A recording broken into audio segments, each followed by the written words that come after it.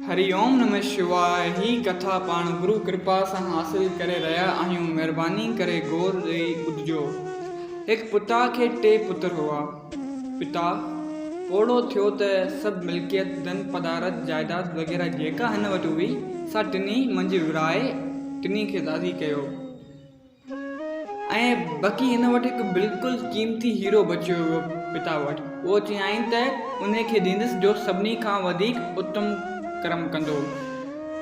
टेई ख़्याल करण लॻा त अहिड़ो को श्रेष्ठ कर्म कयूं जो इहो हीरो मिले। हिकु पुटु अची हिकु ॾींहुं चयसि त हिकु पुरुष मूं वटि कुझु रुपया इमानत रखी वियो हो ऐं का बि लिख पढ़ कान कयाई। केतिरनि महीननि खां पोइ आयो ऐं मूं इहा बा इमानत सलामत खेसि यकदमि ॾिना। अगरि आउं हुनखे ना ॾियां हा त हू कुझु बि न करे सघे हा।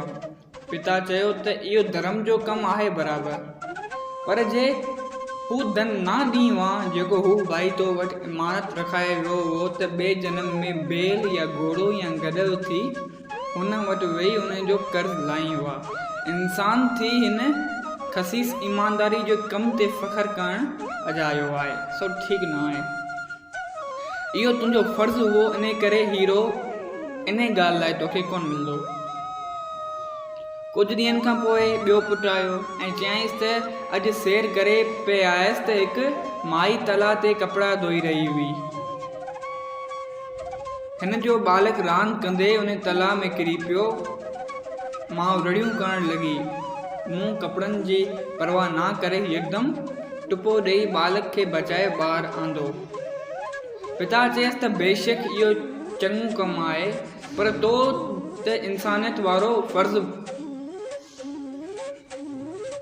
बजा आंदो आहे, सो हिन हीरे जो ख़ासि तरह हक़दार कोन आहीं।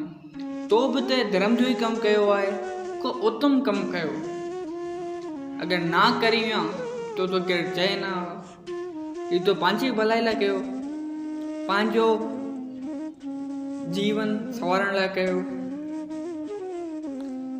टियों पुटु वरी कुझु थोरनि ॾींहंनि खां पोइ आयो ऐं चयाईं त अॼु समुंड जे किनारे ते सैर करणु वियसि त किनारे ते मुंहिंजो हिकिड़ो वॾो दुश्मन सुम्हियो पियो हो।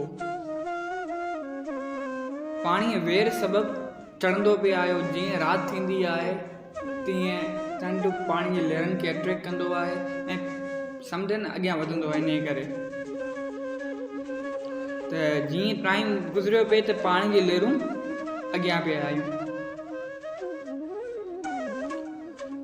बाक़ी हिकु फुट खान परे हुओ। हिकु लत हणांसि हुआ त हू यकदमि ख़तमु थी वञे हा, मगर मूं यकदमि हुनखे खणी घणो परे करे सुम्हारियो ऐं जगायो बि कोन ऐं नकी वेर जो पाणी हिनखे लॻो थिए। पिता चयसि त बेशक इहो उत्तम कमु कयो अथई, सो तूं ही हीरो रख।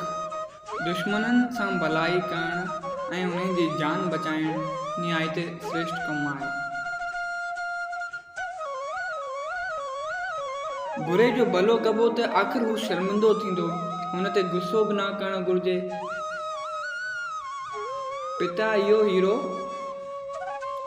पुत्र खे ॾेई चयो त इहा सिफ़त इहा खूबी इंसान में त छा पर देवताउनि में बि मुश्किल सां मिले थी। हू सौख्यम ॿुधी जो फल आहे। सभिनी प्राणियुनि ऐं पदार्थनि में बि आत्मा खे इहो पसंदो जंहिंजी ॿुधी सौख्यम आहे। आत्मा खे आख़िर में वञी उहो ई मिलंदो जंहिंजी ॿुधी सौख्यम आहे, छो त उहो सौख्यम खां बि सौख्यम आहे ऐं असां जूं इहे अस्थूल इंद्रियूं हुनखे ॾिसी या सम्झी कोन सघंदियूं। तो जय सियाराम। अगरि हीअ नंढड़ी कथा तव्हांखे वणी त हिन कथा खे पंहिंजनि सां गॾु शेयर कजो। जय सियाराम।